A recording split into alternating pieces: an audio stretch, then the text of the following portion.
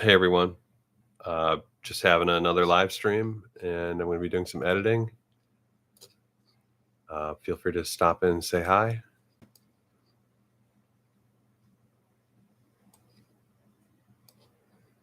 And I'll have you over here, and I'll be looking over.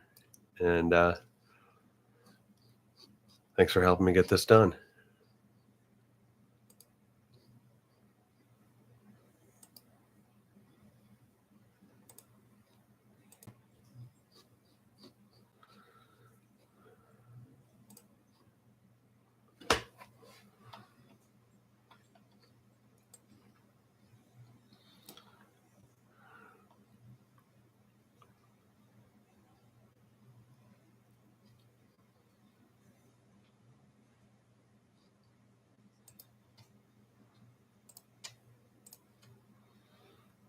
Interesting.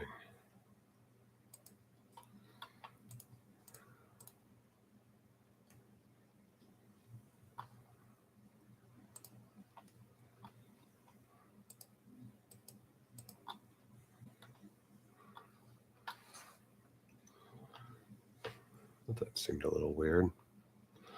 All right.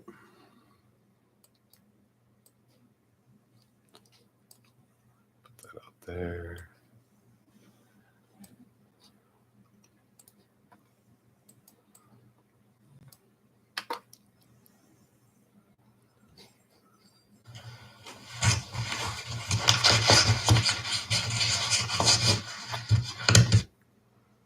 Hello. Don't need that. Welcome to the Happy Old Dog and Cat Farm. Today we have Murray on the walk. Hello, Murray. Miss Stacy. Camera Dog Mama.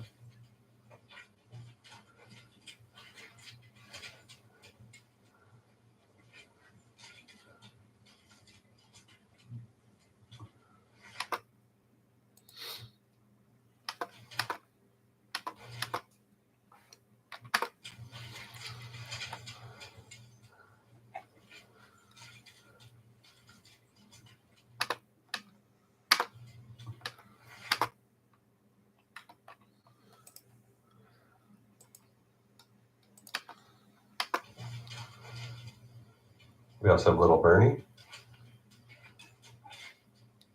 and the elusive Miss Saphira. Thanks for watching.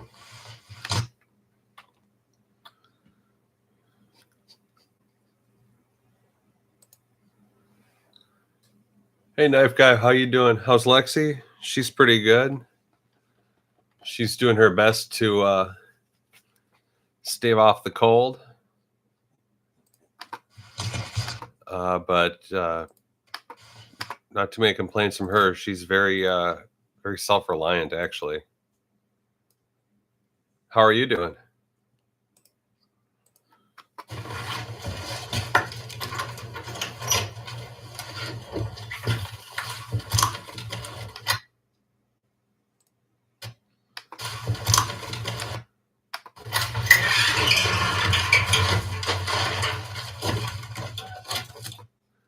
Hey, what up, Will? Will there be any more cats than Lexi? Depends. Out at farms, cats just sort of show up. 3 a.m. Where are you? Well, either way, like I was saying, cats just sort of show up at farms. And Lexi's 17, and we really need to have a reason to bring in another cat at this point. I don't want to disturb or mess up her life in any way. The last two cats we had, when they passed away, we got Lexi shortly after the first one passed away, and that cat did not like Lexi at all, and it just made life hell for both of them. Malaysia. Okay, excellent.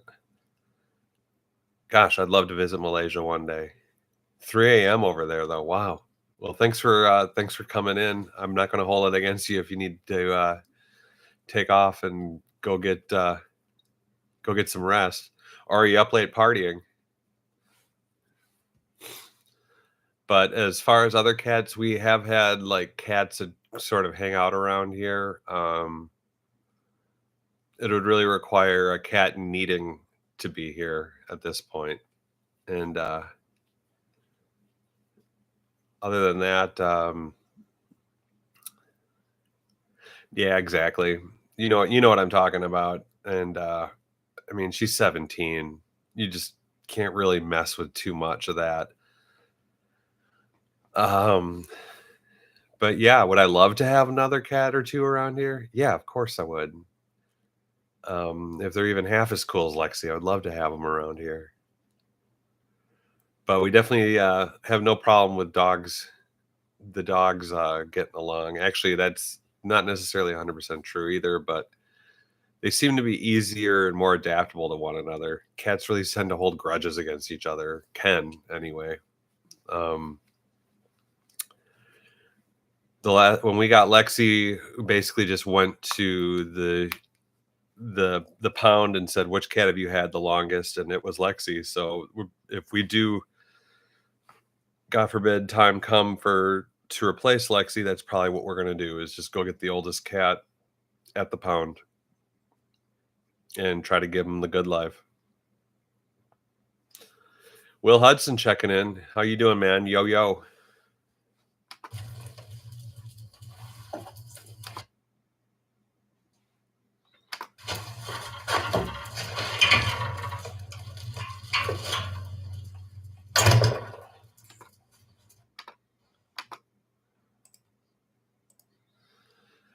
How cold is it in Malaysia right now? Because out here it is cold. Well, interestingly enough, and you'll probably see it in the next week or two, I tried to get Lexi and the dogs to hang out with each other for a little bit, and it went better than I thought. Um, I'm always worried about a cat that is outnumbered by dogs. Pinky, how are you? Wow, man, everyone's checking in. Just figured I'd do an editing session and see who's out there wants to say hi. Rainy season in Malaysia. We're doing good, Pinky. I hope you're doing good too. Nice. Sushi. Did you try making it yourself? I know we were talking about I was talking about making homemade sushi last time. 11 degrees Celsius.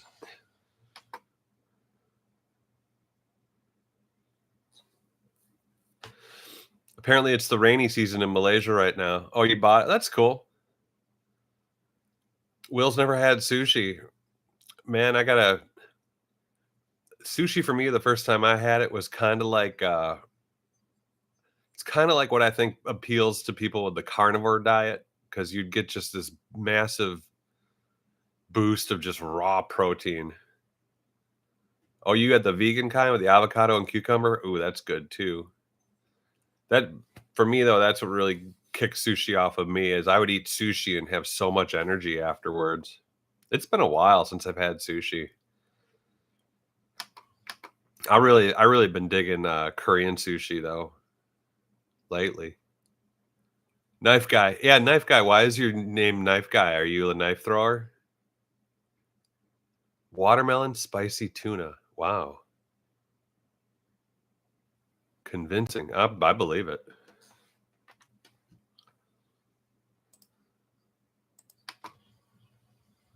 Sorry. That's 11 degrees Fahrenheit. There's me not knowing the difference between Celsius and Fahrenheit. So it's apparently over in Malaysia where Knife Guy's from, it's the rainy season right now, which is as close to winter as they get. And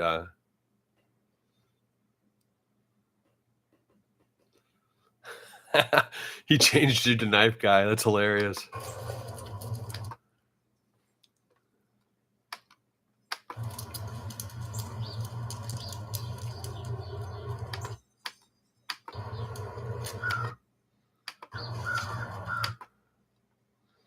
These guys always want a treat right when they get outside the door.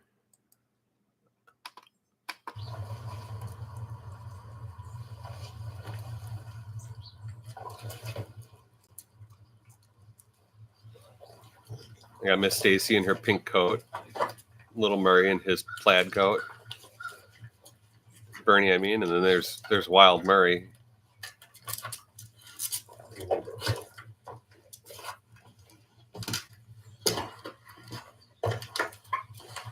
That little Bernie, he's such a good boy, man. Look at him, he just follows me. Oh, Knife Guy, we appreciate you checking in. Have a great night, and give my love to Malaysia.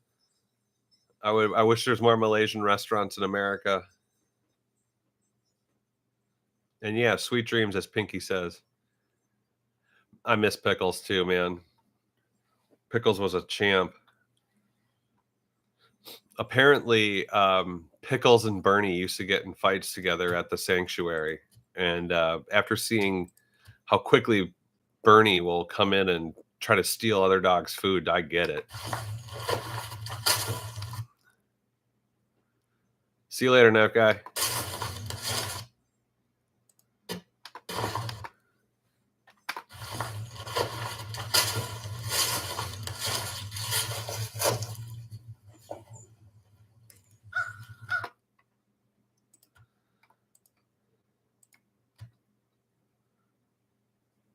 Yeah, they. Well, I don't know if you remember, Pickles kind of had a.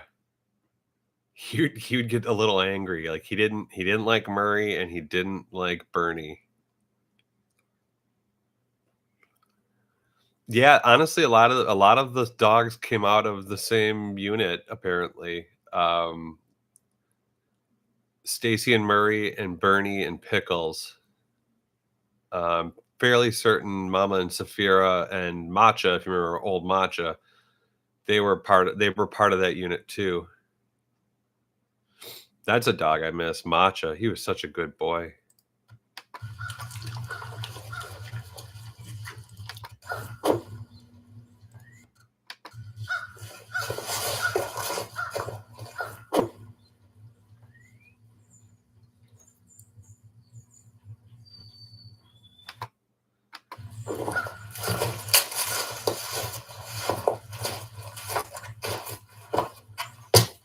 Come on, buddy. Murray. Murray. Good boy.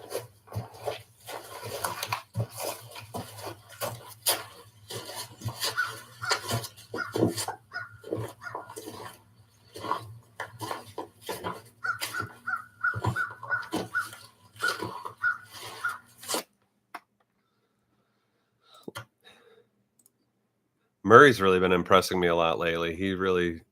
I really like been growing more and more fonder of him. He listens to me a little bit more, and he isn't so cautious.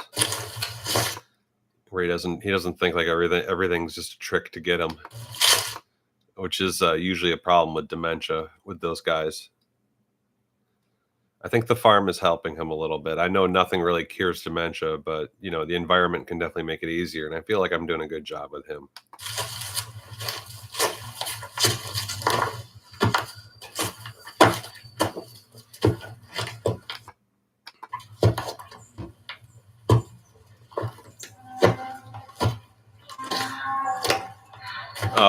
The mules just saw me.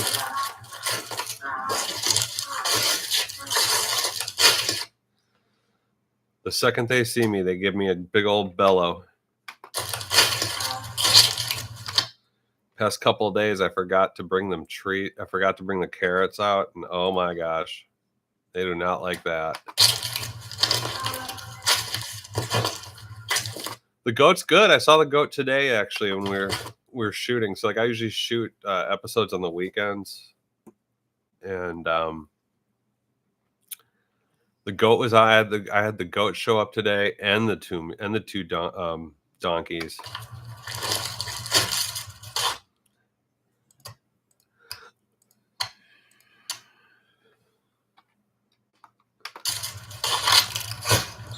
Yeah, goats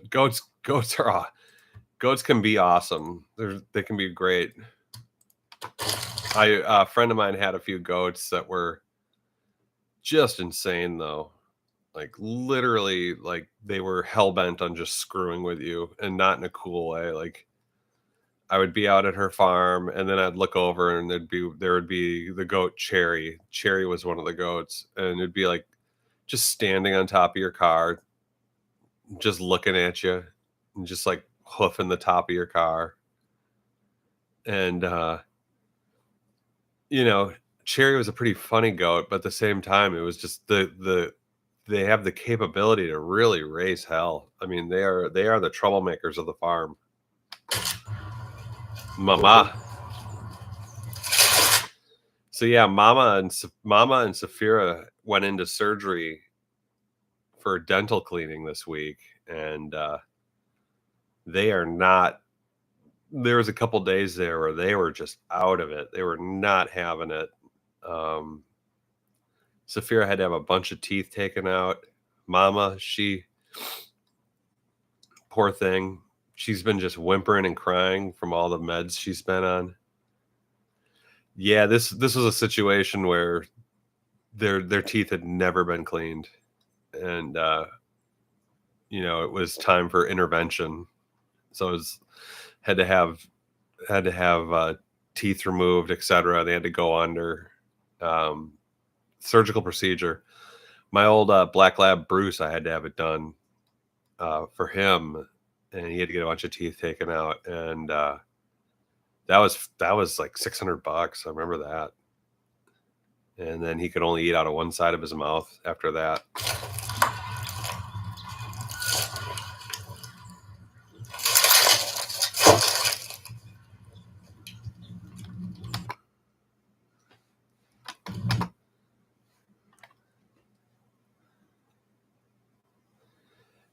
Yeah, I don't think I could brush. I mean, it depends on the dog, but I don't think I could do it.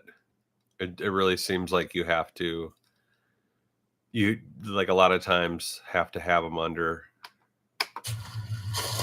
I do know people that have had no problem doing it. And then they make those little chew toys that are supposed to do the same thing, and that's a lie. I don't think those work very well.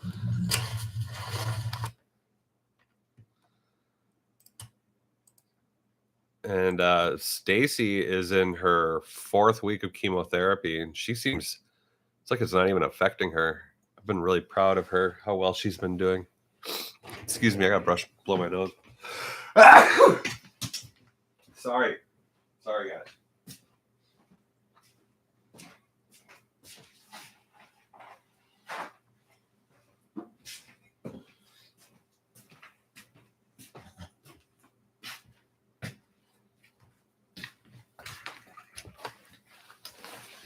If I sneeze or cough, it's like the end of the world if they're asleep.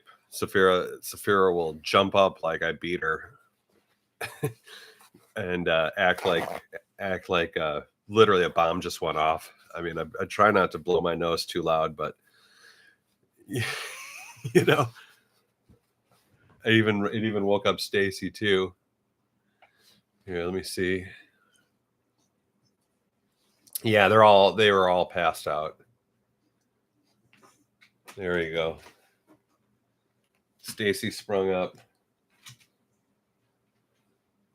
Saphira just woke up out of a sound sleep. Now she's laying down on the floor. She likes that cool floor. Hey, sweetheart, say hi to the internet. There's Bernie and Murray, 2 BFFs. And you can see poor Mama there, all drugged out from her dental surgery, hiding over there.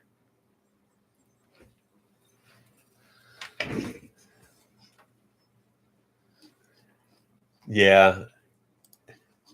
Oh, she should have seen her. She was so bent out of shape when I picked her up.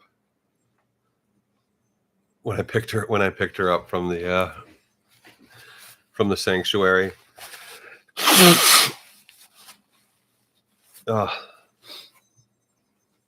Excuse me.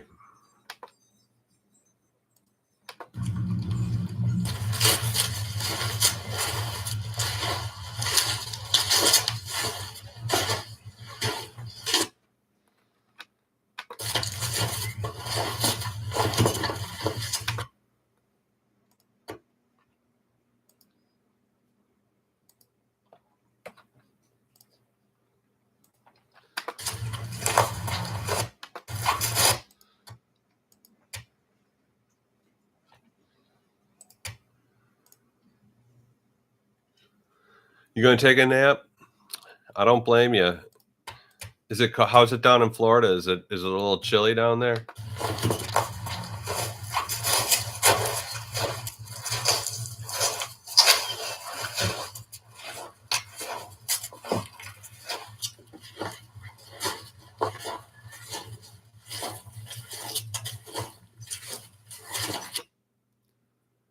'Nice and cool? What's the temp down there, about 50s?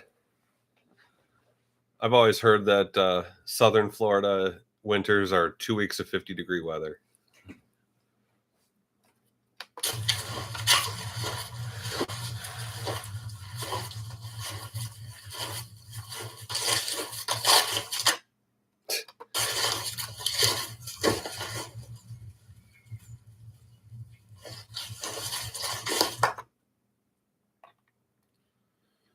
'76. Boy, I would love some of that right now.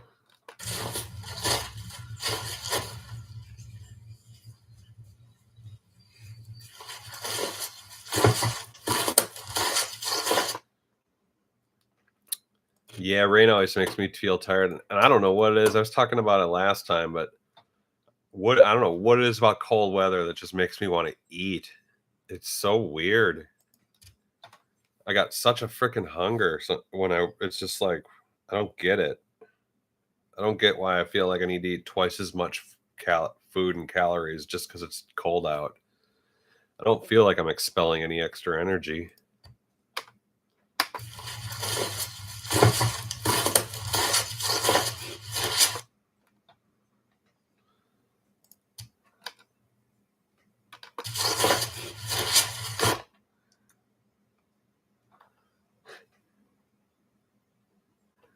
Ooh, udon's so good. I picked up, at the World Market, I picked up a bunch of udon noodles, and I've just started making it at home. It's like fresh udon, like in like a freezer section, and udon pasta? Sure, yeah. That's what I usually make. I usually make it like like a thick sauce. I don't do the soup version. And yeah, I love it. Those big thick noodles, delicious.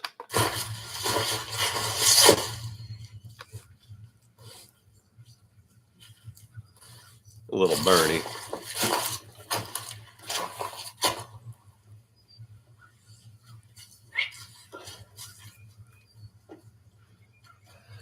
Yeah. Oh, I hear you. You got to scoop them though. You got to do like that scooping motion where you and then bring the bowl up close to your mouth and kind of shovel it in your mouth.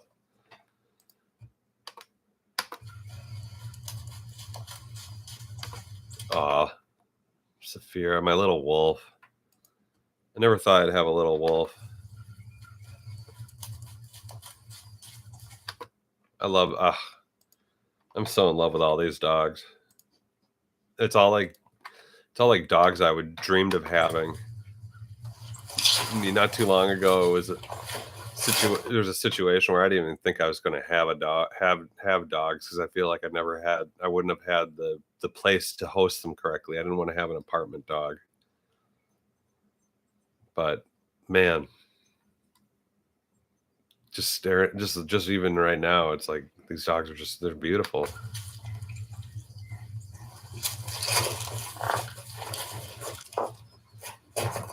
Miss Stacy and cute little Bernie.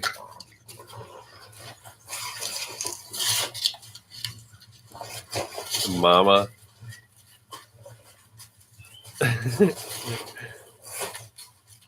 Bert and Murray.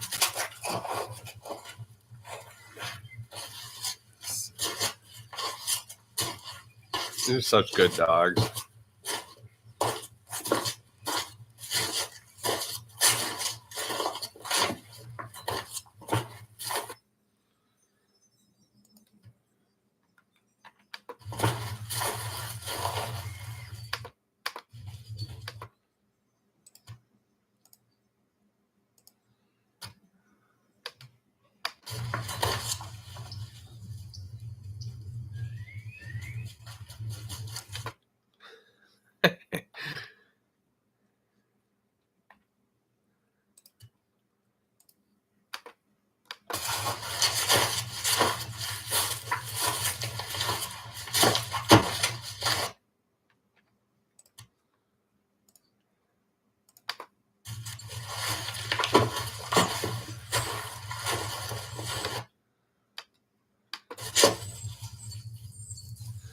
You wanna know what's funny though?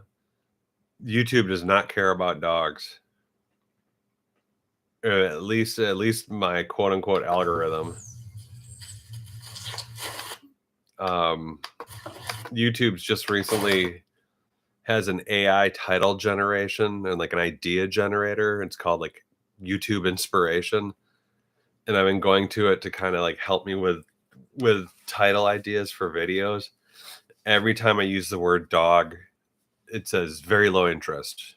Very low interest. And whenever I use the word cat, it immediately says very high interest.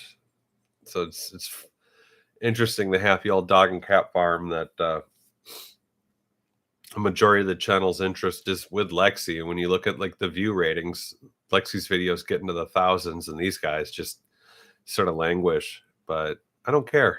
I'm going to keep at it. Yeah, it's pretty amazing. I think I finally had a video, an animal video anyway, go to over 5,000 views earlier this week. And it, of course, was Lexi. And like Lexi's videos always, well, not always, but most of the time, if a video gets into the hundreds, or if I start getting negative comments, that's usually what happens after you've hit a couple thousand views. It's usually a Lexi video.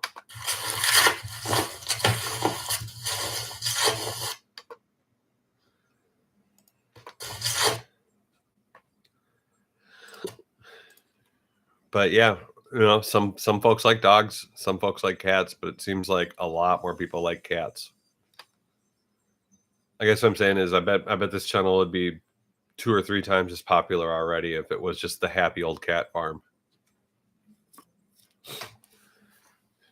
Yeah, I watch a lot of animal videos too. Lately, I've been watching old videos of Antique Roadshow, and I like watching a lot of like street vendor videos and like food vloggers. And I've been especially liking a lot of like food vloggers in Spanish. And society's weird. Yeah, I think ultimately it's easier to own a cat. I think that's what it is. And then people too are also um more inclined to find the dismissive nature of cats. You know, the F you, the part of the cat that's more like F you, give me what's mine. I think I think people um deep down really like that.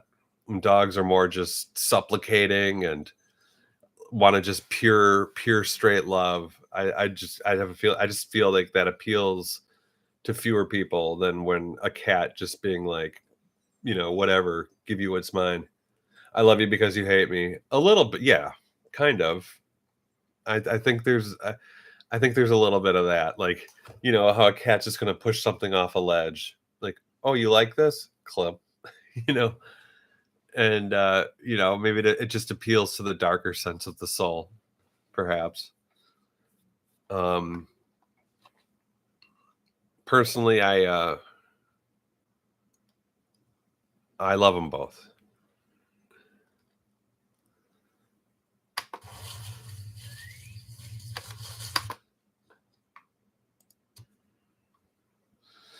Here I am. I got to go back and get Murray because he blanked out.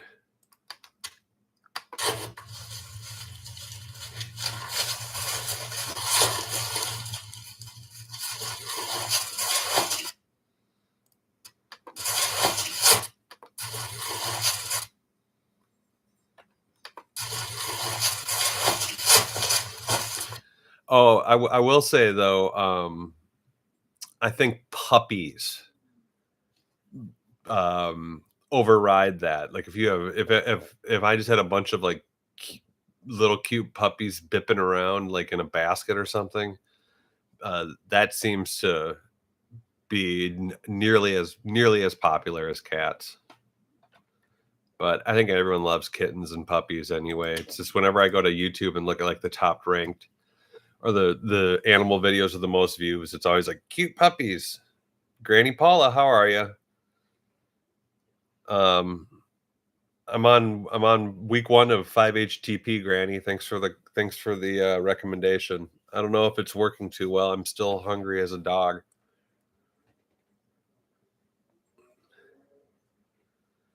Doing good. Doing good.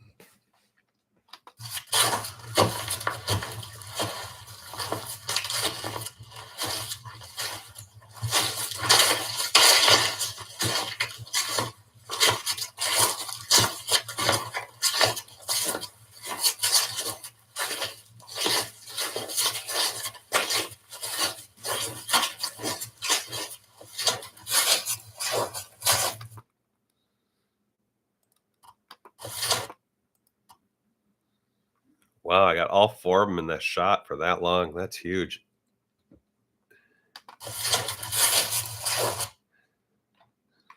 And I got Mama scouting ahead as usual. She likes getting in her extra steps. Oh, that's the other big news. So Granny, I had to bring Mama and Safira in for dental cleaning. They had to be sedated and all that, and they got a bunch of teeth pulled. But Mama has lost 10 pounds on her new diet, and Safira has lost 7 pounds. Yeah, they are where it's been 3 days since they had it done. Yeah, the vet was really happy and really, really like found it unusual that I was actually able to get an old dog to lose weight. Yeah. And Mama's been, she's been getting in extra steps being the scout out on the walk. She'll run ahead and come back and check on everyone and run ahead again. Come back and check on everyone. So she's doing twice as much running. Yeah, it's pretty funny. But she's been whimpering and crying a lot too. She doesn't like those pain meds. I've had to give her extra love and help her fall asleep. She's the scout. Mama's our scout dog. She's always gonna make sure we got a clear path.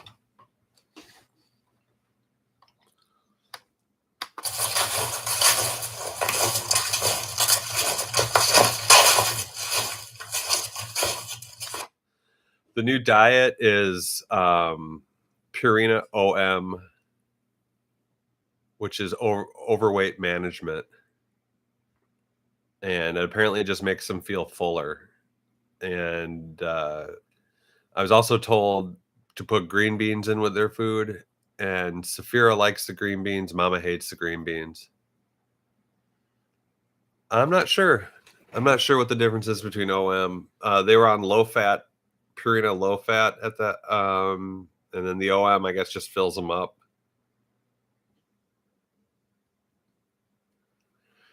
Feeding fancy food to dogs. Well, I mean, a good portion of their diet is the treats that I make by hand. So I definitely do spoil them with homemade treats. And mine are corn based. Heike, how's Finland?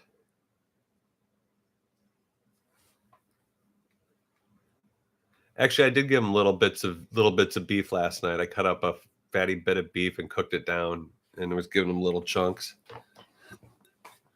Wow, we had someone from Finland on this stream, someone from Malaysia on this stream. We got Granny from Pennsylvania and Pinky down in Florida. I got me here in Tennessee. This is amazing. It's always fun hopping on one of these and seeing who shows up.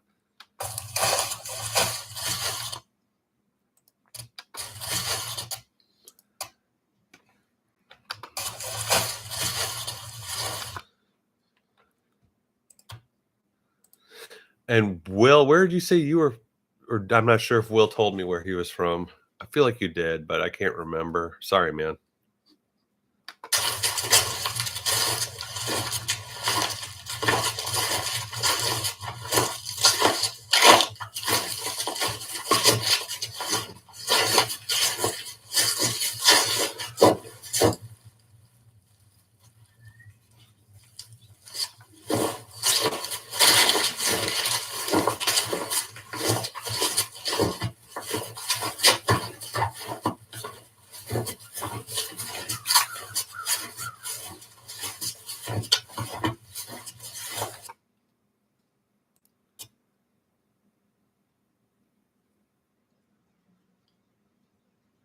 Are you seeing these drones too?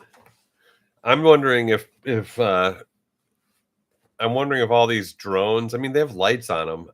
It's like they're you're seeing them and it's crazy. It's like at what point are we just going to admit that it's Amazon testing out their new delivery drones? I feel like it's Amazon doing this.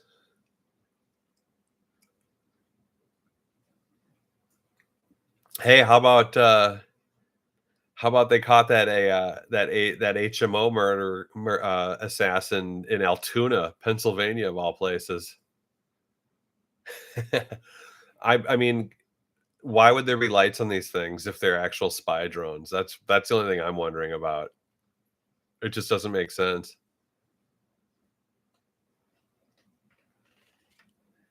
Another can of worms. I don't know. I thought of Granny though. I thought of your relatives in Altoona, and I wondered if it was your relatives that called the police on the guy on the HMO assassin.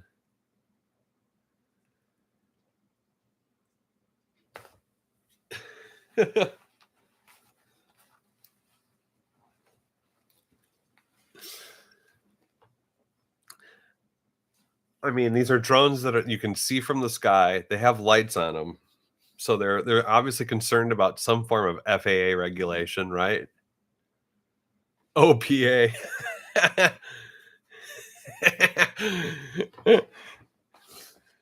Yeah. Old Luigi met his match at an Altoona, Pennsylvania McDonald's. Or certain people. So, okay, or certain people. So then it's got to be someone within not too far from these drones though. So who is it? I mean, that's these drones aren't cheap. They're big enough to be seen. They have lights on them. You know, these aren't from what I've been led to believe, these aren't little drones.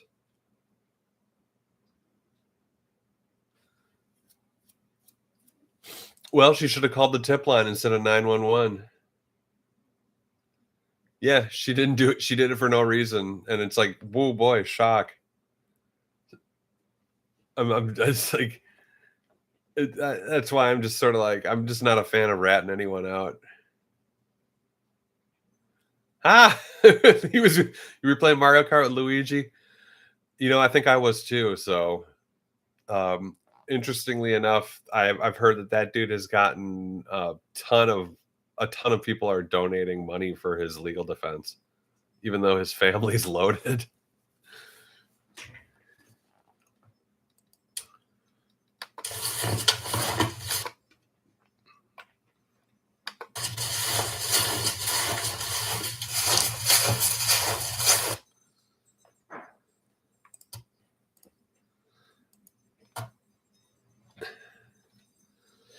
Yeah, well, the billionaire mafia isn't going to go away anytime soon. That's for sure. I'm tired of people thinking billionaires are something to like look up to and emulate. I mean, to even think like, oh yeah, I want $1 billion is, you know, that's like a farcical dream, but sure, dream all you want. But at the end of the day, it's like most of these guys, when they're put in situations where they have to communicate, you can tell there's more going on in their heads than just like I guess I'm just saying. Like I just saw Peter Thiel try to talk last night about the HMO assassin, and the guy couldn't get 2 words out. He looked like a complete stuttering idiot and a fool. Um, and yeah, I guess it's good to see that where the working class is waking up to the absolute pilfering that these billionaires are doing with some of their devious operations, like the HMO, the Health Maintenance Organization industry, or Peter Thiel's Palantir Group, which is basically just takes people's data and then uses it to report to police and creates AI tech that figures out which locations to bomb in the Middle East, things like that. Yeah, it's all business, exactly. And It's not philanthropy. And to assume that like, oh, these rich people who could end homelessness tomorrow and end malnutrition tomorrow if they wanted to, just won't. I mean, geez, if I even had a sliver of their money, all I would do is just hike places and eat wild food and travel. It's like, what else is there in this world? Um the other whatever.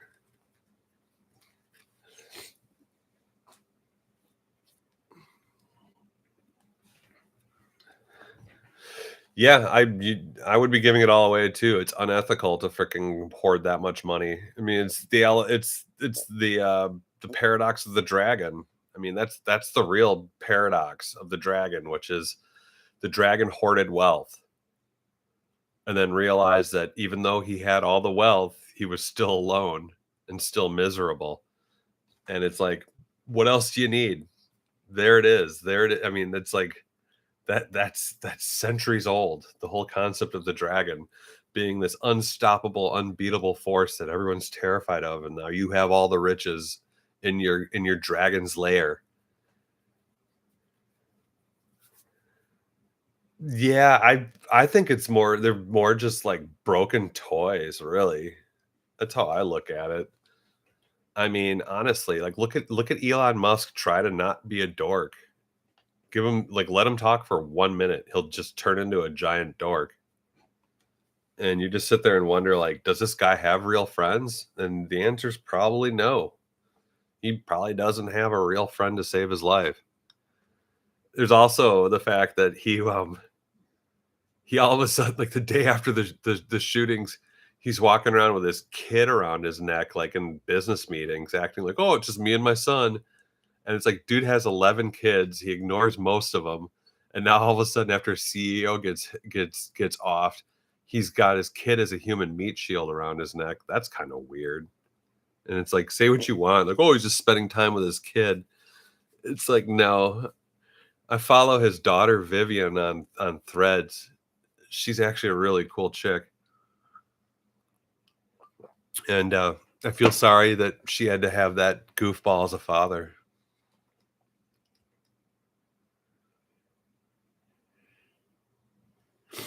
Oh yeah, Alania, First Lady Alania. He is a nerd, and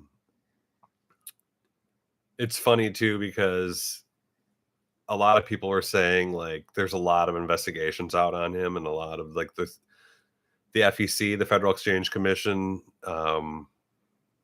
is demanding that he starts paying billions of dollars for stock fixing.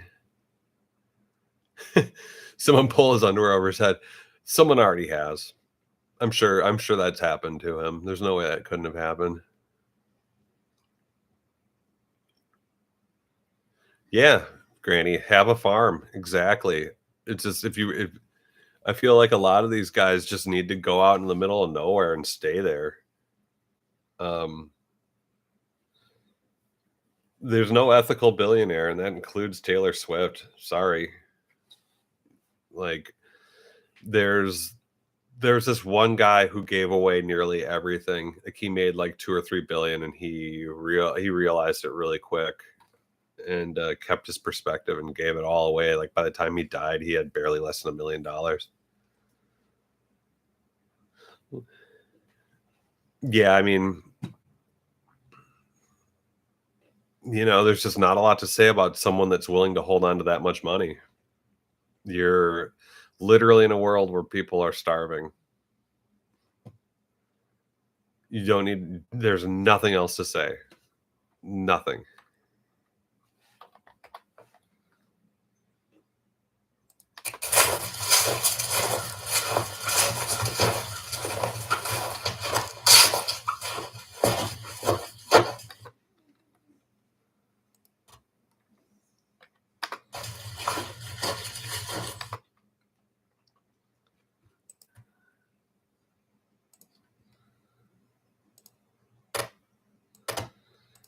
I think what I think is funny about Taylor Swift now is that she's not popular, or as far as like not in the sense where she's cutting edge. She's no longer that. You can definitely tell she's over the hill, and there's not too many people in the Gen Z um, generation that really care at all about her. Um, as a result, you know, I just sure she still commands legions of fans, etc. But I think like we're definitely seeing the beginning of her downward slope. Yeah. Well, the entertainment industry always pumps out replacements. Um, and to be honest, I'm surprised Taylor Swift hasn't tried to transition into acting yet. That's usually the route for most of these people.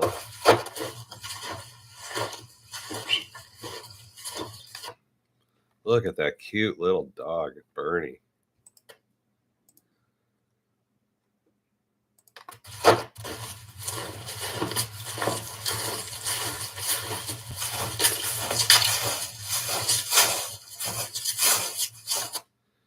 God, no weird. Wouldn't it be a weird thought to just be a dog?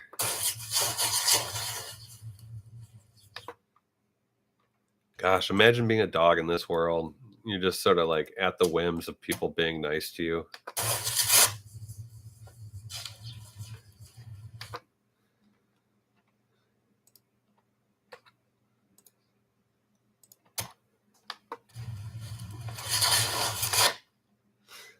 You want it to be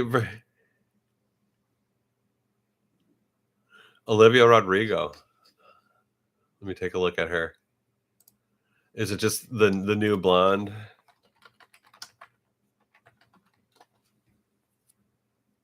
Oh, she's not blonde.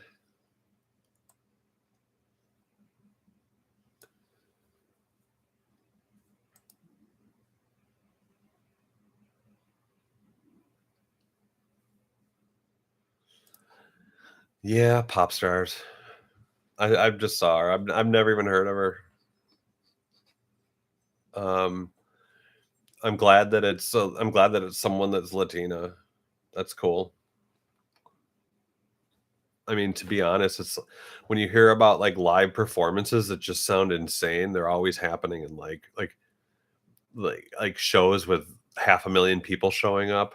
That's always in like South America and stuff like that. So you may as well just tap right into the Latin market directly. You got the same face as Olivia Rodrigo. Well, hell, no worries then. You're doing just fine.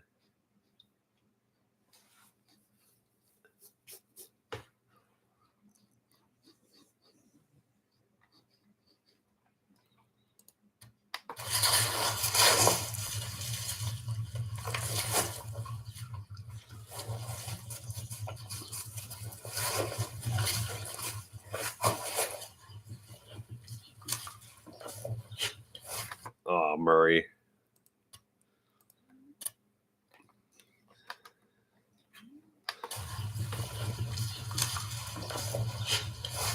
God, he's so cute when he eats. When he eats and doesn't bite my hand, it melts my heart.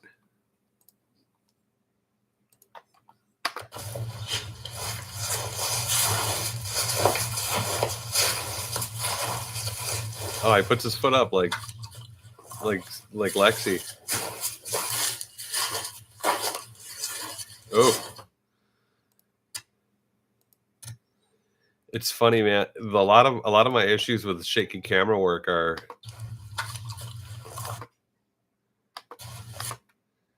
the fact that face detection doesn't work with animals.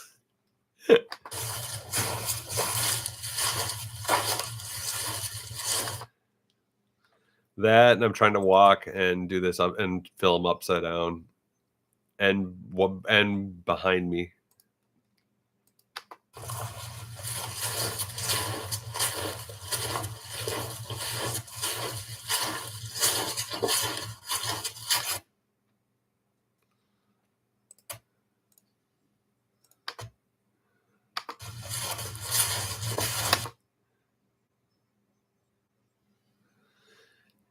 Yeah, I had little Bernie So he's kind of a little shit as far as like staying out of other dogs' bowls.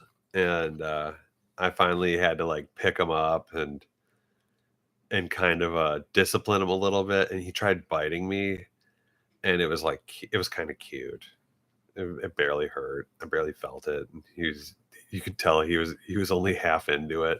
It was just, I mean, I know that the Chihuahuas can have that temper in them, but he uh he sort of has it, but boy, he doesn't have any game to pull it off. But it's I don't know. I don't know what it is. I know that I've never had any Chihuahuas in my life that closely, and I'm totally in love with that dog. He's such a funny little guy, and he'll just like I'll lay down when I'm watching some TV a little bit, and he'll lay on my stomach and fall asleep. See, that's the thing is he's a Chihuahua um, Dachshund mix, so it's like I feel like he's got just enough qualities of the one to overrule the qualities of the other. If that makes sense.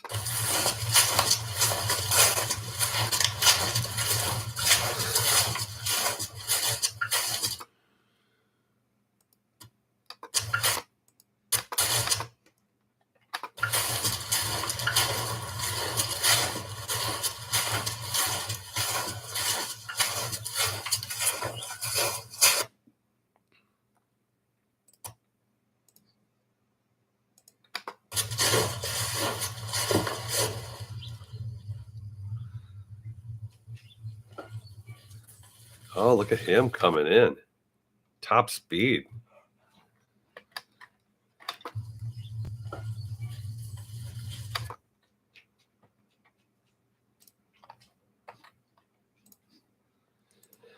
I did some work for these two guys, and they had 10 Chihuahuas. They were all rescues, and one of them was completely blind and deaf, and another Chihuahua kind of like took care of him. And gosh, when you saw that blind, deaf Chihuahua, and blind as in no eyeballs, just nothing, they're just skin over sockets. It was almost like I felt like I was witnessing a like a god. There's something really religious about it. I don't, I don't know how to explain it. Yeah, but it got along really well at this house, and it knew it had its routine down. It wasn't walking into walls, and he had his buddy who was kind of like flanking him and would kind of steer him in the right direction. He didn't even pee in the house. He like knew he had to go out. He knew the ritual of it. Truly was a beautiful thing.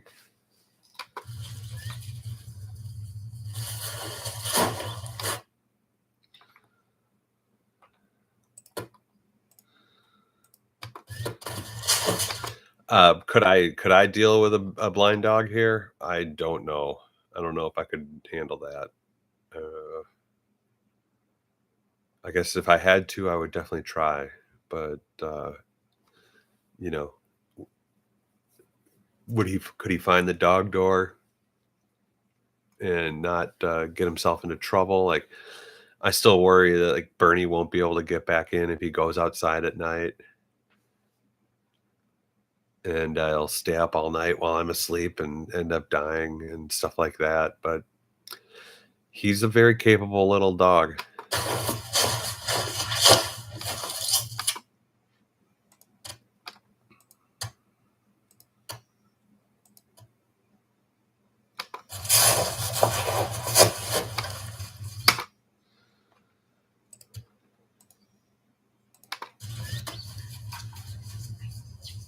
Come on, buddy.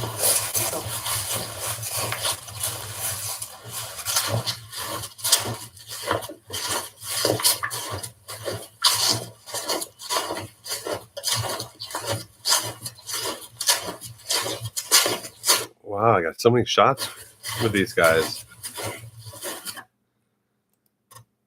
Usually they're all over the place. I can't get more than 2 in a shot.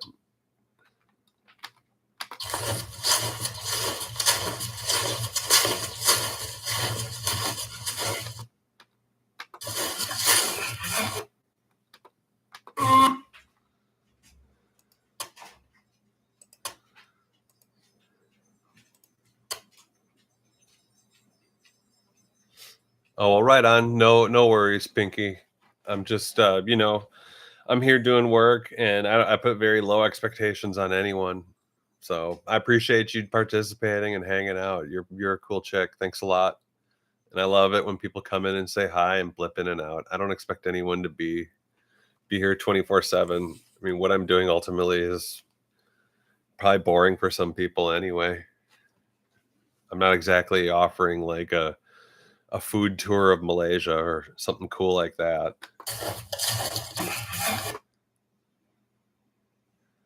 All good, Paula. Much love to you too. I'm in and out, and I glance over at the second monitor to see if someone's piped in or said something, and try to just build a conversation off of it. In the meantime, I realize like people can watch me edit and give them something else to focus on other than just some old guy on a farm talking.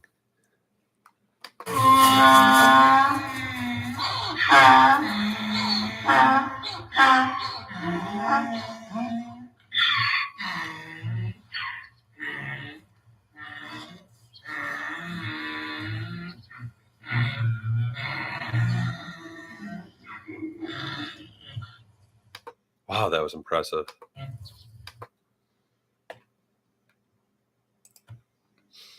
Even though that's one of the loudest sounds I've ever heard, there's just nothing but love for it.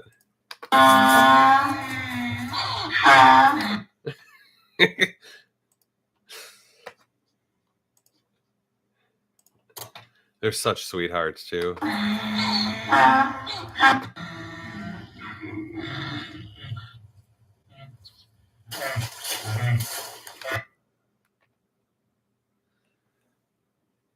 Yep, carrot time. Boy, you should hear them when I forget to bring out the carrots.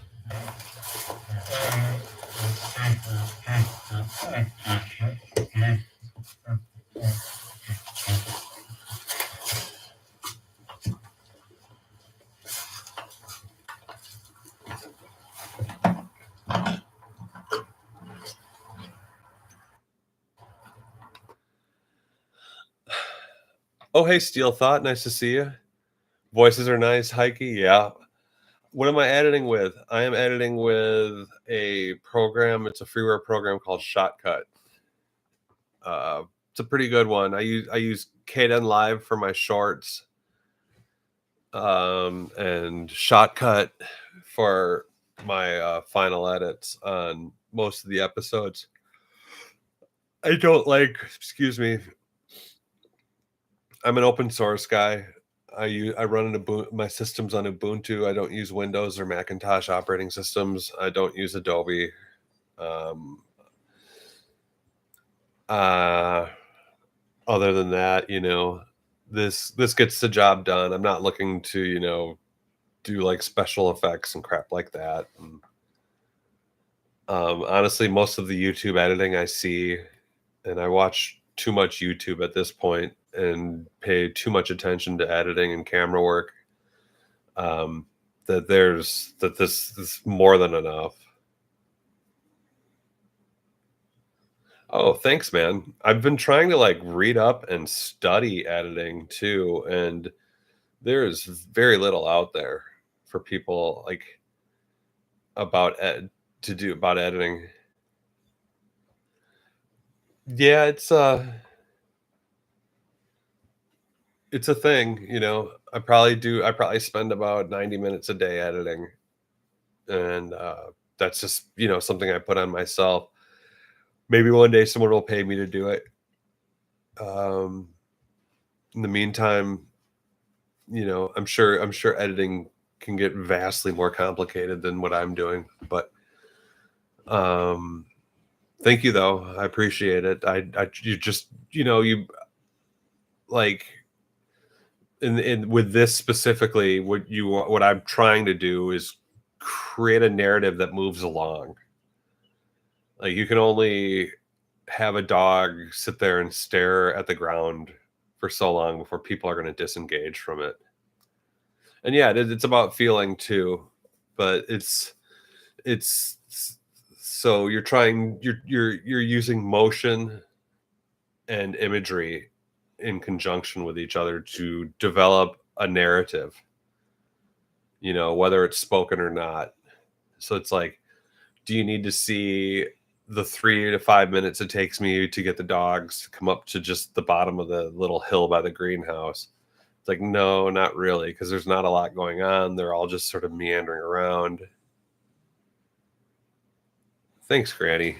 It's like, and it's like, yeah, and sometimes people will want to use all the footage they possibly can, and I've heard that's called being too meaty, like meaty, and so it's like, even though I don't throw out that much footage, I feel like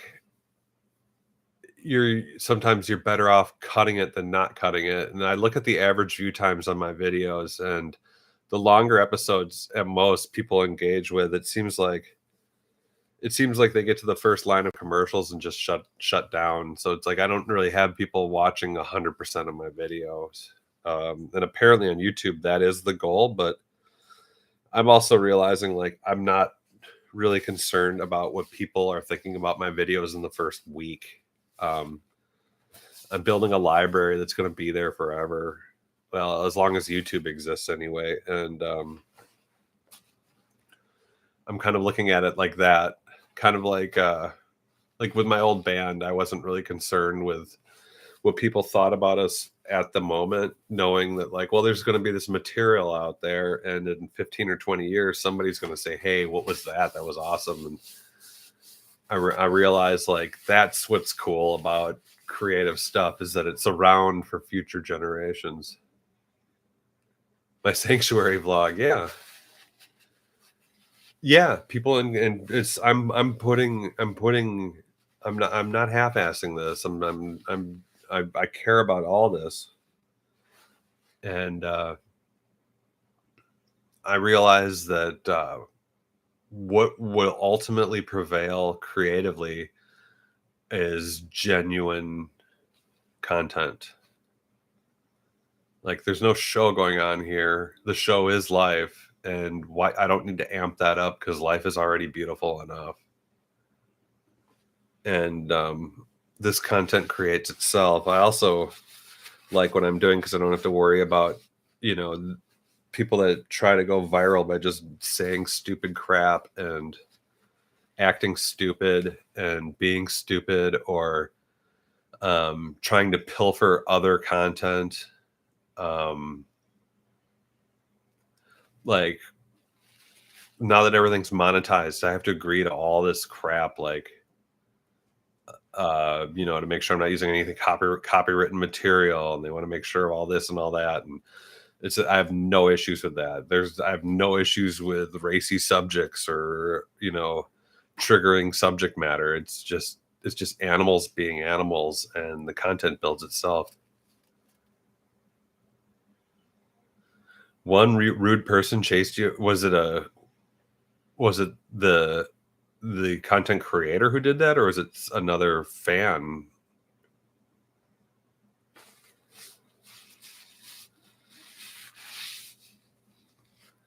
Oh, well, I feel like an older lady from Texas. Oh wow, who would have thought that an old lady from Texas would be kind of a bee? Amazing. So, sorry, Texas, but that 1 star in your flag is a review, right? That's the big joke. If you ever need to diss someone from Texas, talk about their 1 star flag.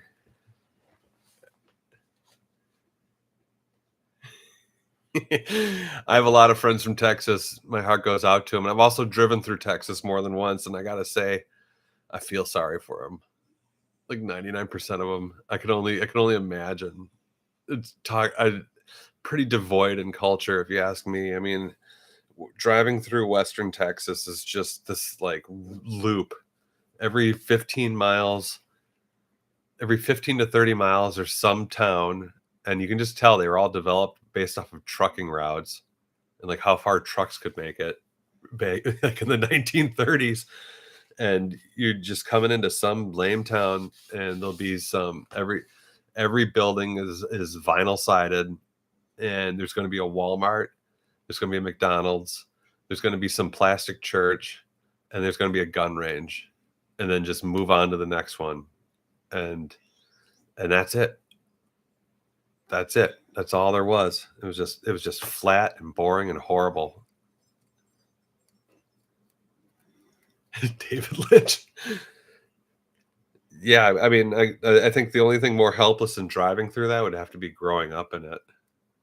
And it's like, it's the type of place that would elect Ted Cruz senator 3 times in a row. That says a lot.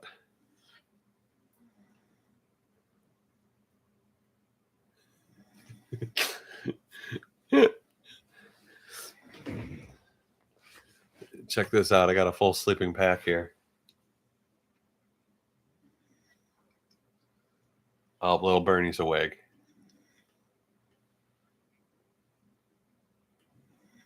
When he sleeps, he has this little smile. It's so freaking cute. You see it? You see that little smile he's got? Makes everything worth it.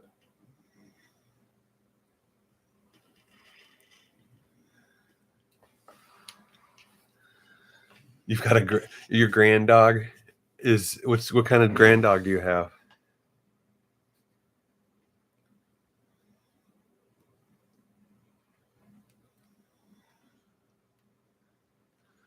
Piper? Piper's a good name for a dog. Or that's not a breed, is it? Am I that out of touch on dog breeds?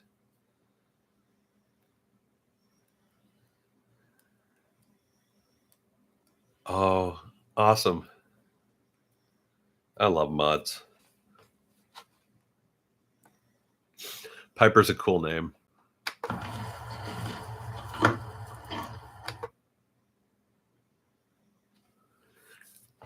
Yeah, I mean, honestly, if uh if I didn't have animal like dogs and cat and Lexi, I wouldn't know what I was even doing here. I would probably not even be in the United States at this point. It's no joke. I definitely wouldn't have this farm. After my first marriage fell apart, like it went like I was with this person for years and we didn't really argue at all. And then we got married and some really bad stuff happened at my wedding. We actually had it out here. And basically I had mentally ill family members ruin my wedding and freak out.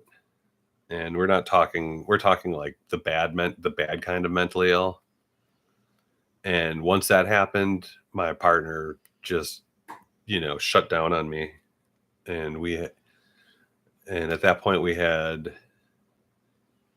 2 dogs, and it took a few years, but she finally realized she just wasn't happy, period, with her own life and wanted to move on, and um, realized that she wasn't going to be able to peg me as an abuser so she could have the farm and get me thrown in jail, even though I wasn't anything like that. Um, some really devious, deceptive, gross crap that went down.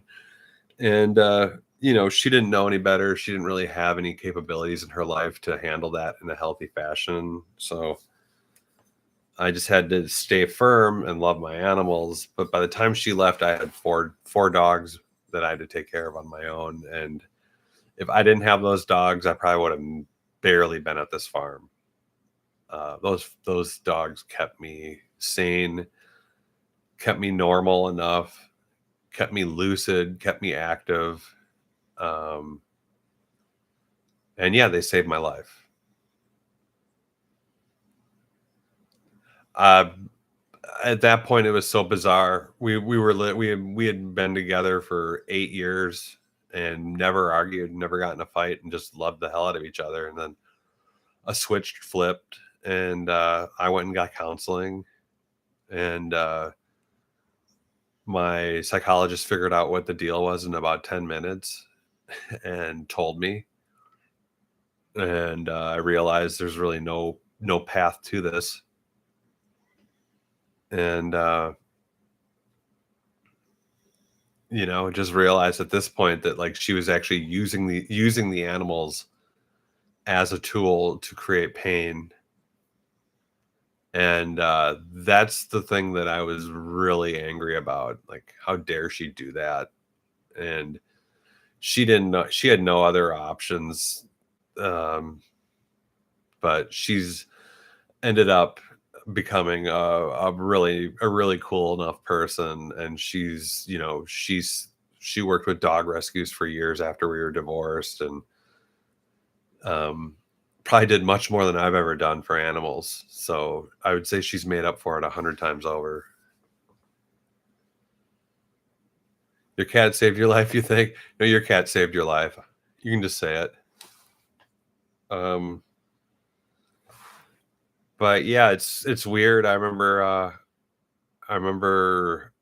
before I got married, my parents came out here, and my dad was laughing at me because he thought I was giving up on my life. You're giving up on everything, just going to live on this dumb farm. And he thought it was so funny, and I just kept saying, like, what are you even talking about? And he couldn't explain himself. It was just really weird. He was kind of a bully. And to tell you the truth, he's the guy that ruined my wedding. Him and my mother equally. They started screaming at children, and it got really, really weird and messy. And then he accused them of essaying each other, my nieces and nephews, when we were all just watching.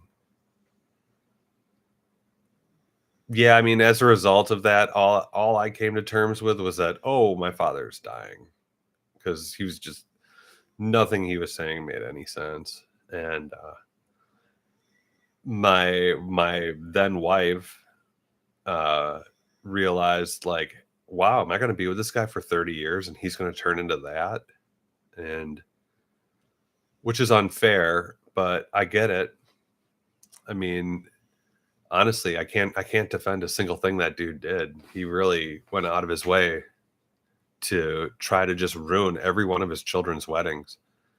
And this was the third one out of four kids. My sister didn't even tell anyone she got married.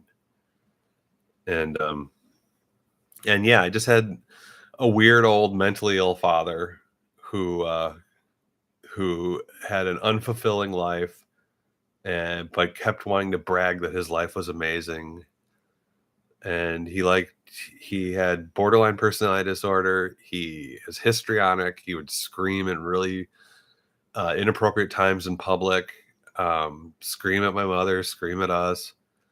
Um, the entire world, everyone else was the problem. It was that type of thing. And as a result, like, I'm from a very, very young age had to live and supplant myself in actual reality, like real deal reality.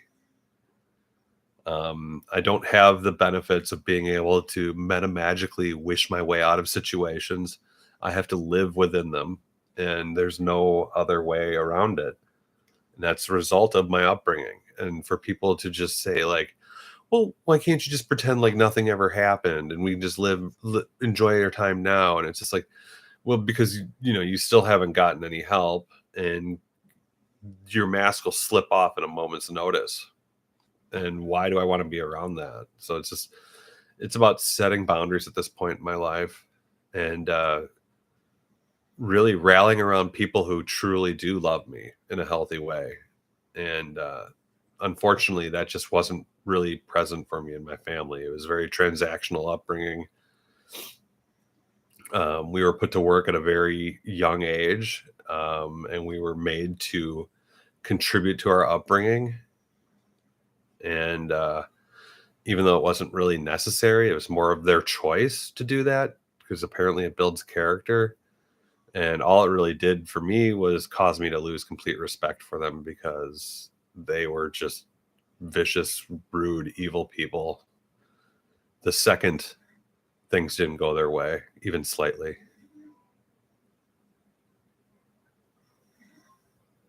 Right. Blood is, they say blood is thicker than water, right? And I always kind of meant like, I always kind of would hear that and be like, so what? So syrup is thicker than water, oil's thicker than water. Just sorry to get all heavy on you, but that's kind of the history of my life out here. And I realized like there are just certain things in life as a result of the abuse growing up that like I had to not um that I would never be able to allow myself, if that makes sense. And I just had to kind of try to find my own natural instincts and things that like inspired me, understand my true motivations as a way of grounding myself in sanity. And that is living in the realistic, real world right now, right here, not deluding myself. And what provides immediate feedback to my an emotional state, but you know, dogs, cats. There's that. And then there's also the fact that one of the problems my father had was he liked to abuse animals in front of me. And we had an old dog, and yeah, he was a mean old dog, but he was also just an old dog with dementia, who doesn't understand the rantings of a lunatic old man. And yeah, he liked to more than once he would kick the dog down the steps and then blame me for it. Um, and then my mother would just cover for him and try to laugh and pretend like it was a joke or a mistake. And it was really pathetic stuff. And to this day, it's unforgivable what they did. Um, so yeah, mom, if you're ever seeing this, there's one of the 900 reasons why I'm just really don't want you around me. And it doesn't matter. She's never going to see this. And if she does, even if she hears these words right now, they'll never register to her because she's so self-deluded. It'll never ring home. And yeah, and the routines that animals need. Animals are underestimated in the Bible. Yeah, I agree. And yeah, the routine of animals needing to be fed and needing to be taken care of is what stabilized me as well. They saved my life. Animals are pure spirit, 100%. Um, there's no reason to abuse an animal, and there's no way back from that. You do that, and you especially do that in front of little kids, you're going to be a bastard for life. And when people bring up my father's name, that's the first thing in my head is the coward used to freaking beat the dog and blame me for it. You know, a 10-year-old Lasso Opso that freaking definitely had dementia. You know, doesn't deserve to be kicked down a flight of stairs. But either way, sorry to get heavy on you guys. It bugs me to this day.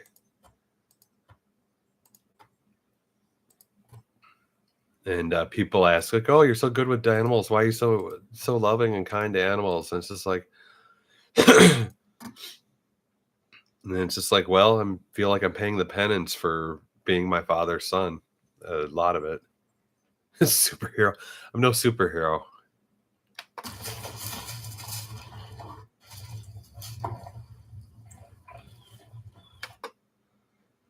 I'm just a guy with enough land and enough opportunity to be able to take in at least 5 dogs and love them any way I can and give them their last days on Earth, being as natural and humane as possible.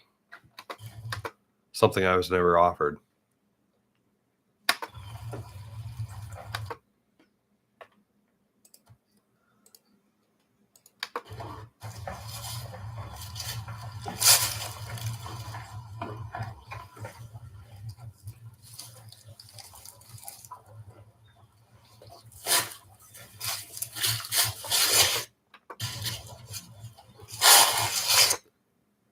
Thanks, Steel Thought.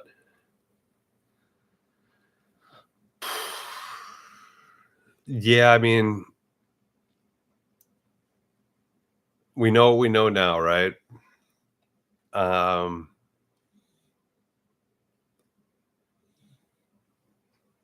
Personally, I just find that mental illness and mental abuse as a result of mental illness needs to be called out immediately, and it can't be like just sidelined and glossed over. Um, I don't care how traumatic it is, but it needs to be called out immediately.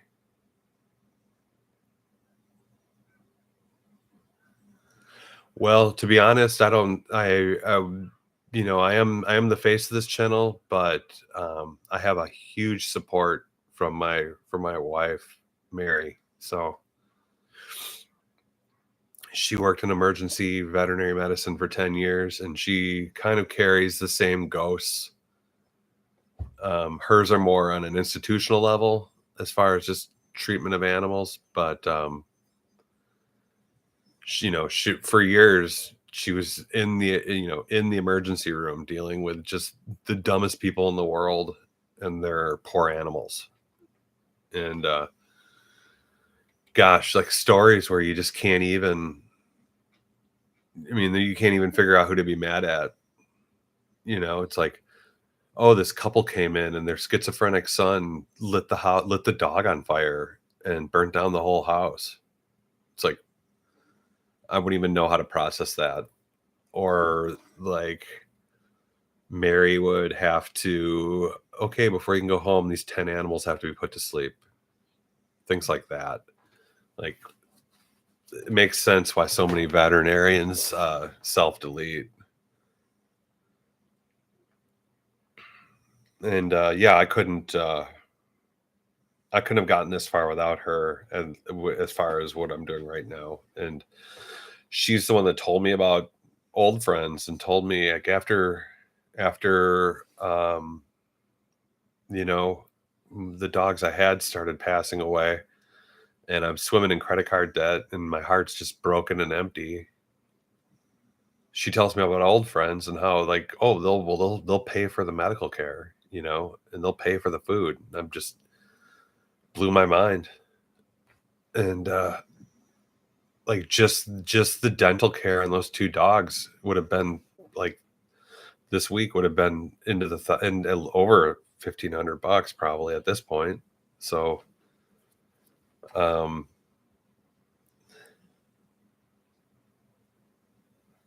I said I didn't pay for any of that though. Old friends, the veterinarian on staff. They have people doing this stuff already, and I'm not running myself into debt doing this. This is my therapy. you know, this is how I was swimming in credit card debt from my original pack and from being misled by my veterinarian, with my dog Good Girl. And Good Girl, had a big giant tumor on her neck all of a sudden over one weekend, and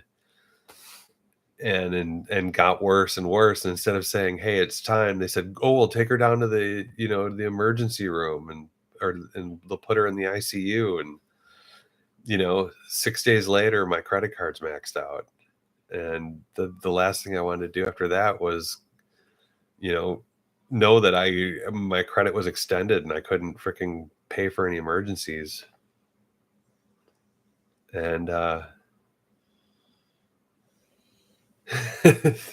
thank you, Steel Thought. It's for my mental well-being too, I guess. And old friends really seems to like the channel, and like, a lot of the folks that work there like watching the videos. And they've been very cool about it. um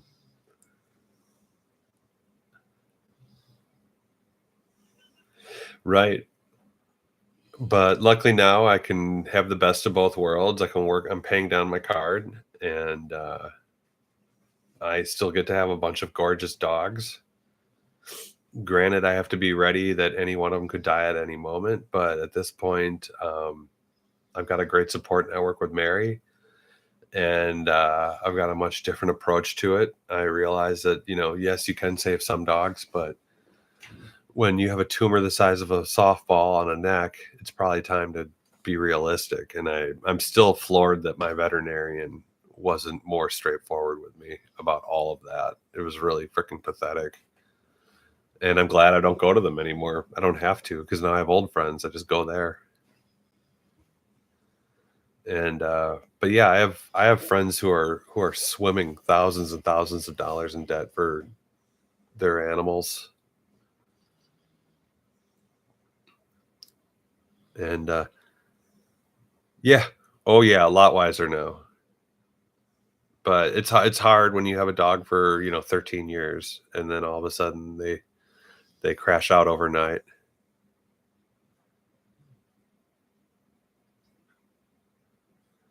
Thanks, Steel Thought.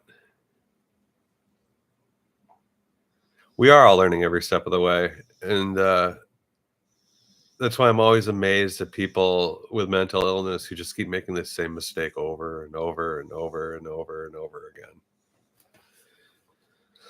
And it really is shocking, truly.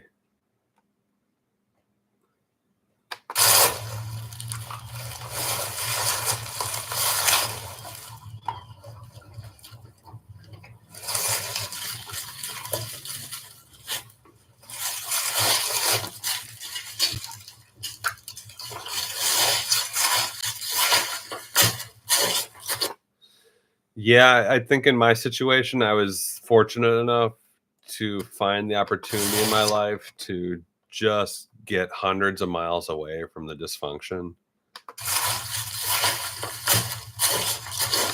And that's why I feel bad for people these days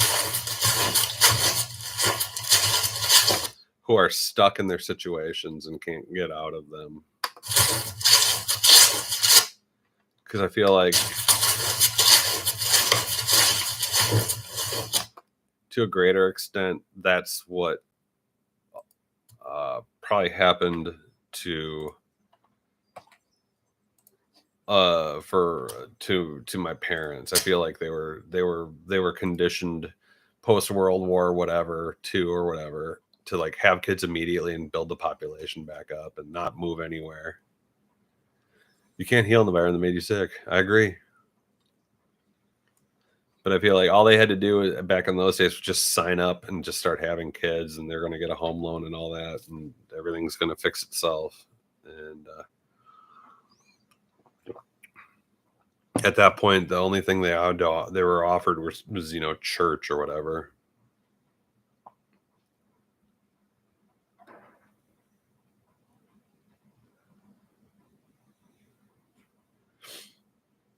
Wow, 10 grand. So yeah, right now, Stacy is on chemo. Hey, Pinky. Stacy's on chemo right now, and it's not radiation, but it's a pill. It's a pill that she takes 3 times a week, and that apparently is considered chemo. Pinky's listening.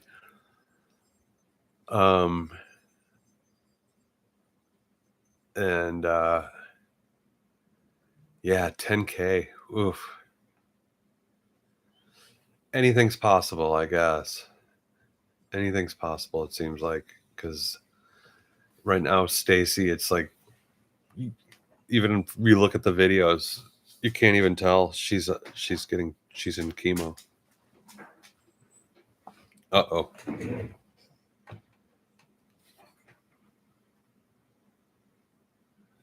Mr. Bernie's up. Murray's up. Oh, and Bernie.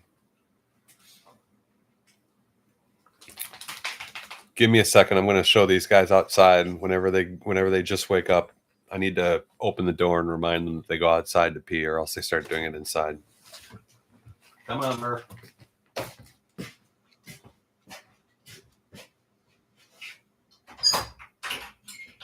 Come on. Come on, buddy. Come on. Here you go. Good boy.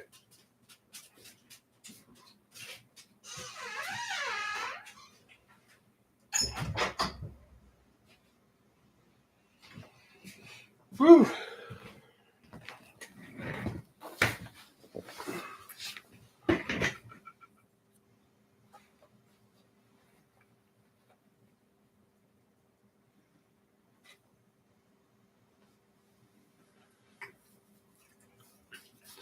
So you're in Canada?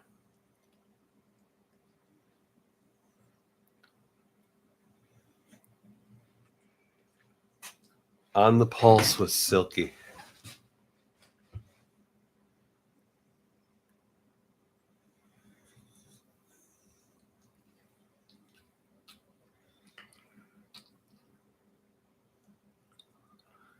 Wow.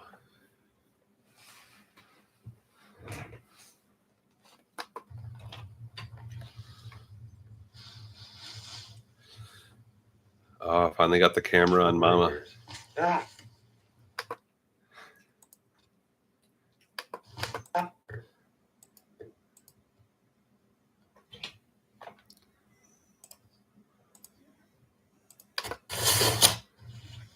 Her ears.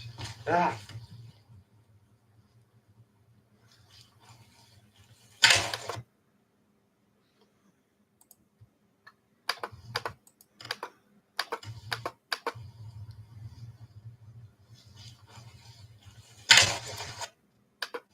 Her ears.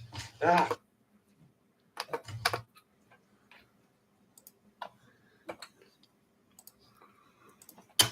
Her ears. Ah.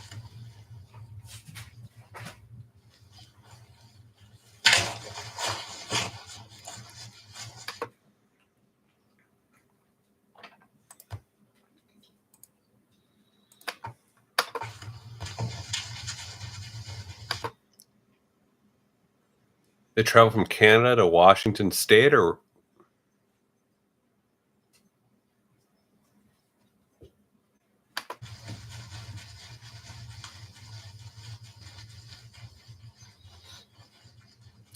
so I did a little poll earlier this week on the channel feed asking who is the favorite camera dog.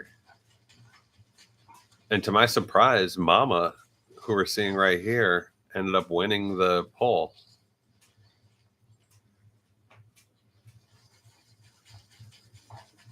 People like Mama the best as camera dog. I wouldn't have thought Mama would win.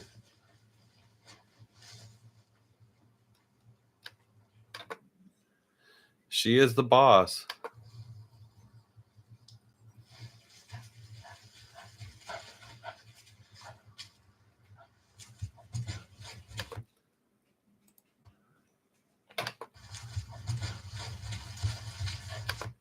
I will say one thing. Yeah, Murray is, and then Bernie, he's his little ears, little bippy ears are so cute. And Stacy's got a growth on her side, and it kind of lines up with the harness I have. So I haven't put it on her. I don't want to. But yeah, I didn't think Mama would win. But she is apparently the channel favorite.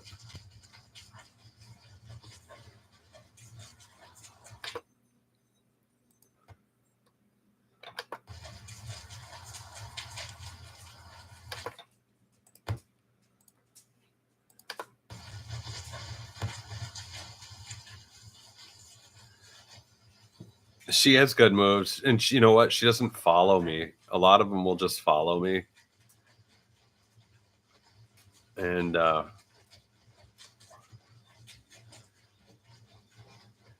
will say this about Mama. She is, and it's pretty funny because over at Old Friends, the Sanctuary, they're so amazed that Mama is so well behaved out here.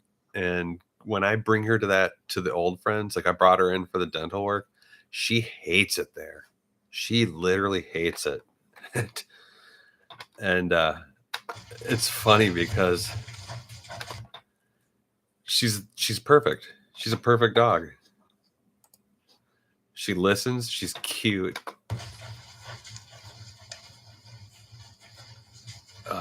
I don't think I've ever heard her bark.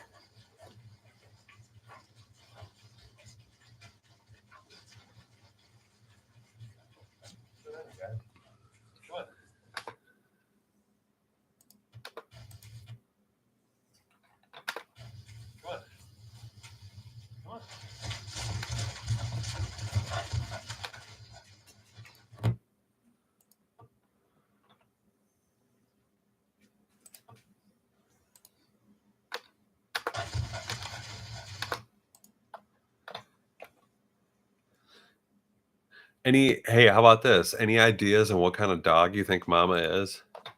We were trying to figure it out.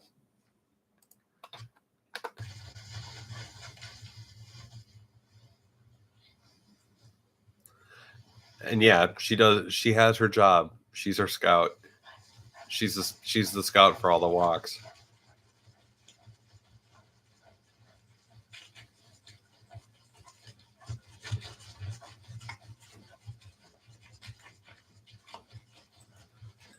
Yeah, I thought there was a little bit of Australian in there.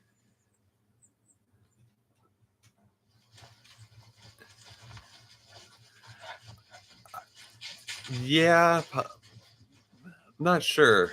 A Belgian Moot mix. Interesting.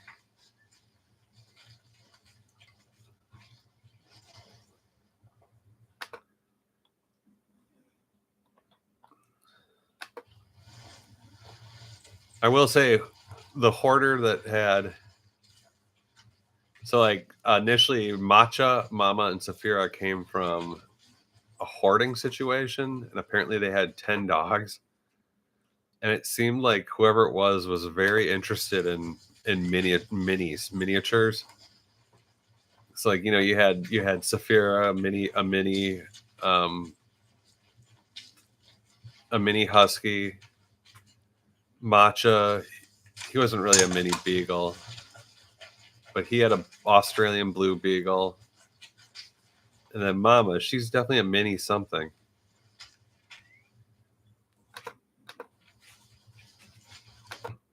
Oh, look at that, right in the sun.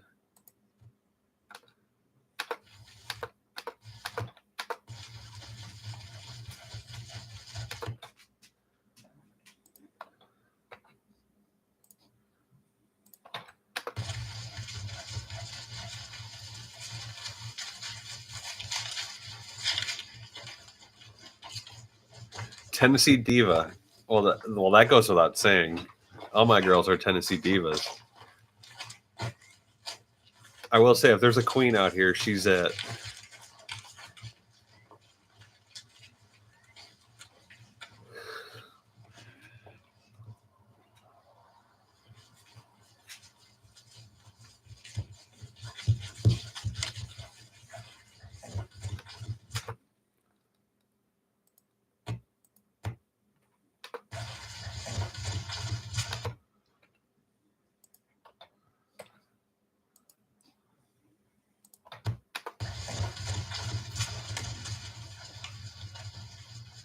A Jack Russell mix.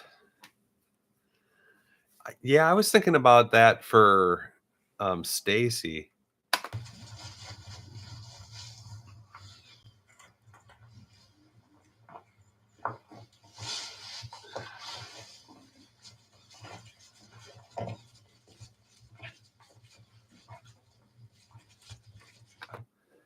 Oop, gotta get rid of the license plate.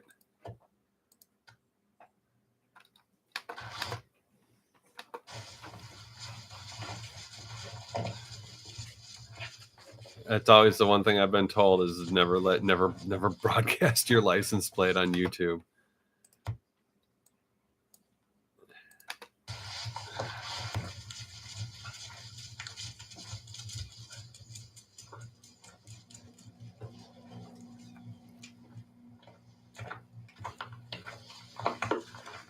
Yeah, she's great.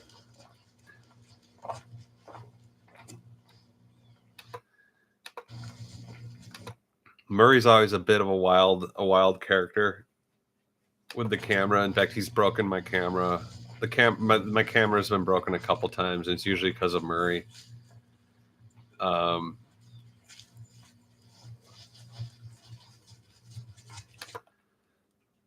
But Murray also brings the wildest shots.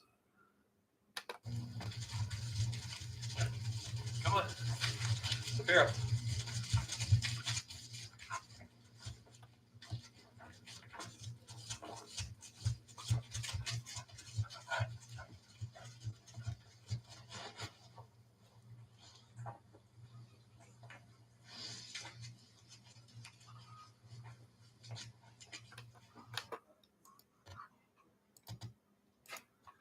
It's funny, I think about like just a year ago, this was a totally different pack of animals.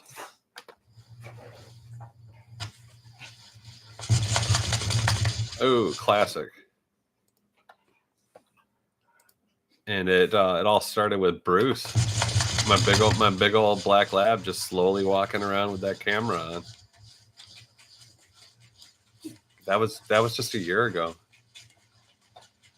Yeah, Murray with the one ear. Ivan passed in March or April of this year. So yeah, it was barely 9 months ago.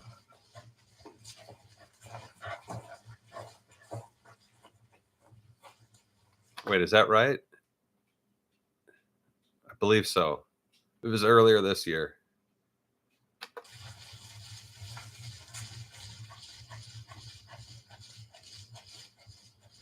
And since then, we've had 2 adopted animals pass, Matcha and Pickles. Yeah, because Matcha only lasted about... Yeah, because we had Matcha before Ivan.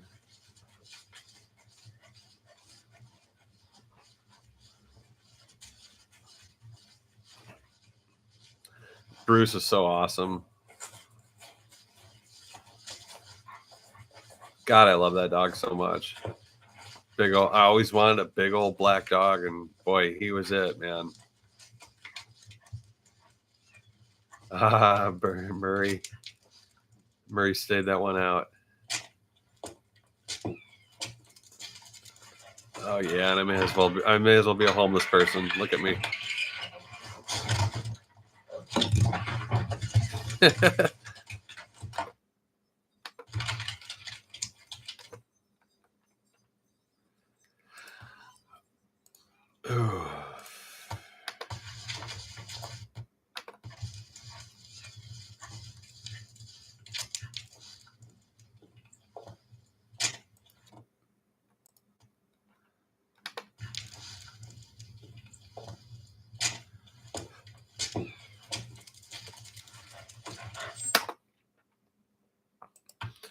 Stuff gets pretty messy out here on the farm, and that includes me.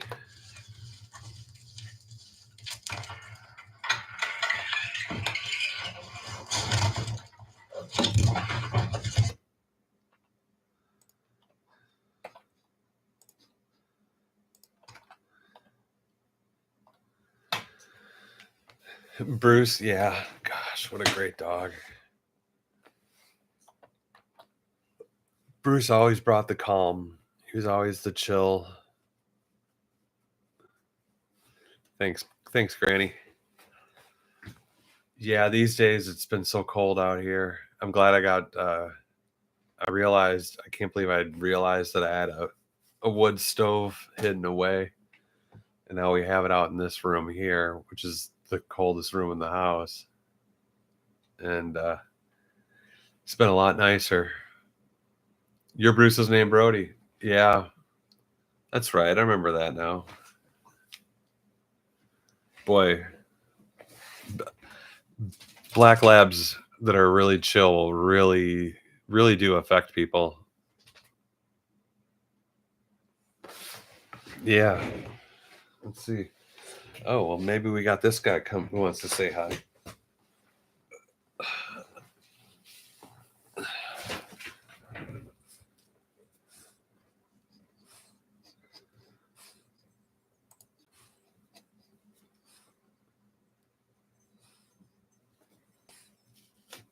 All right.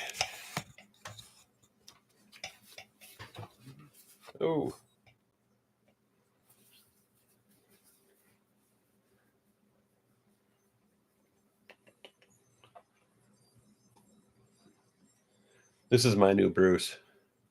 He's got the same energy, but just in a smaller package. Ivan, yeah, Ivan was the pit bull. That was Mary raised that dog from a pup. He ended up at the emergency hospital, and she ended up taking him. Yeah, Ivan's last journey. Yeah, that was a real bummer.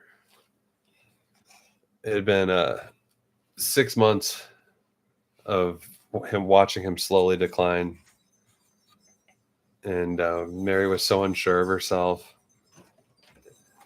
if it was time to put him to sleep. And actually, these videos helped because when we came back, we were watching the videos, and she realized that, like, we watched a video that was 1 month old, and he was still pretty much walking around on his own, and then a video that, like the last video, he just could barely move, and he was still mentally there. So it hurt her. It really hurt her a lot, and we were in a bad time then. Well, thanks for watching. And how can you resist this guy? He's such a cuddler.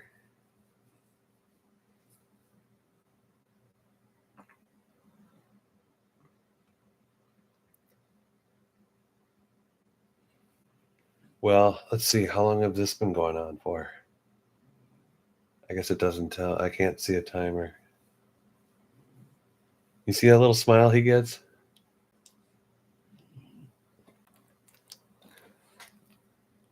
Infectious little guy. Here, bear with me. There we go.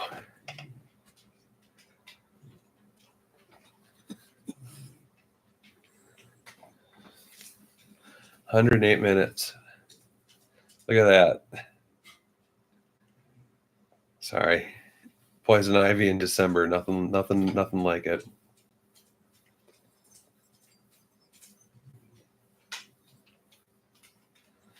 Well, I love having you guys come in and help me edit and keep me company. It gets lonely on this farm. I was talking to a friend. I finally told a couple of friends of mine about the channel, and they commented on the vlog and said they really liked it. And I just said, well, I don't even really talk to people I don't know anymore, and this is it's fun for me. I love hearing from people living all over the world, and I love looking forward to opportunities to chat and just chill with people. Ooh, ooh. Here, let me get your legs. How can we get you in the camera? Yeah,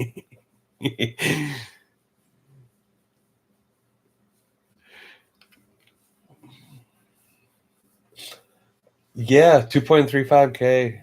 And it grows all the time. Yeah, Bernie's another perfect dog. I mean, he likes to steal food.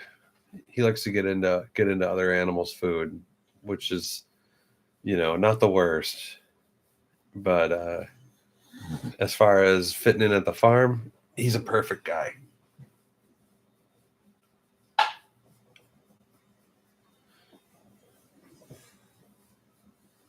Don't forget you and you're famous. There's nothing famous. There's no fame. It's like, this is more of a need to do this. An expression of creativity, part of handling my own past and confronting my future, I guess. I don't forget people. I never have. But I appreciate you guys. I can definitely consider this group here my super fans. And let's put it this way: if you're ever in Nashville, I would take you out to dinner in a second.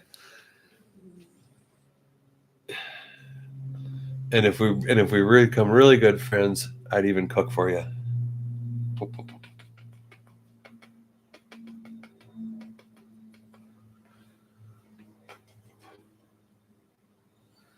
Yeah, you will. I mean, Granny Paula, you're one of the first. I mean, I think you are the first.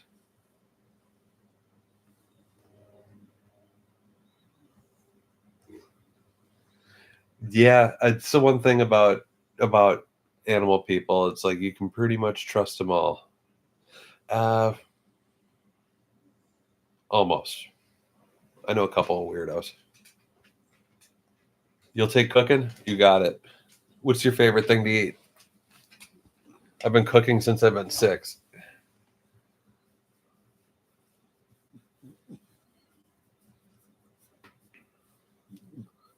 Oh, done. Done. I'll make the pasta from scratch, and I'll use sauce from my garden.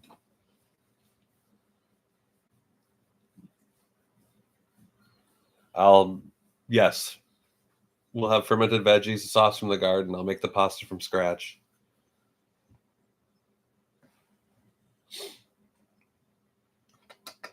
Well, we'll have fermented jardiniere. How about that?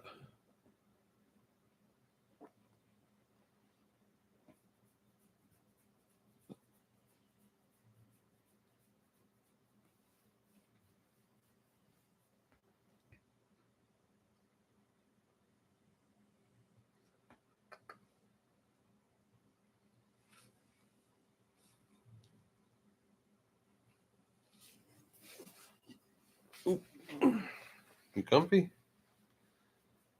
There you go.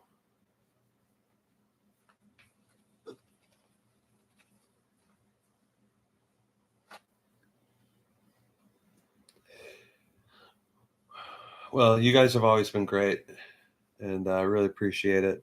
I really appreciate you hanging out.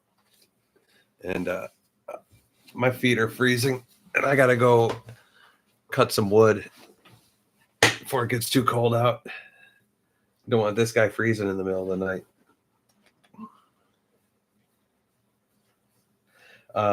And I try to do these on the weekend best as I can. And thanks for joining. And you guys have a great weekend. Bye bye.